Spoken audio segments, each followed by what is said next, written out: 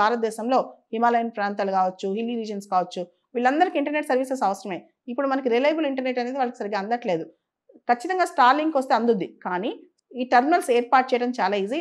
వీటిని wifi రౌటర్స్‌కి connection కూడా easy అనమాట.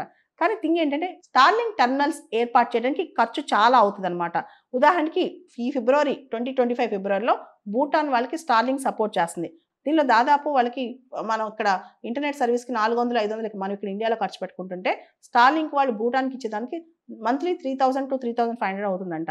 అలానే ఆస్ట్రేలియా, కెనడా, మంగోలియా ఇలా యూరోప్‌లో చాలా ప్రాంతాలకి వీళ్ళు ఇస్తున్నారు. ఈ స్టార్లింక్ వాళ్ళు కనెక్షన్ ఇస్తున్నారు. కానీ ప్రాబ్లమ్ ఏంటంటే స్టార్లింక్‌తో కొలాబరేషన్‌తో ఇంటర్నెట్ ఖర్చు బాగా పెరుగుద్ది.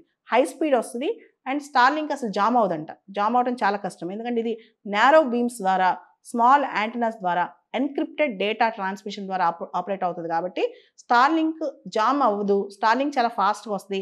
లేటెన్సీ తక్కువ ఉంటది. మిలిటరీ ఆపరేషన్ చాలా బాగా పనికొస్తది.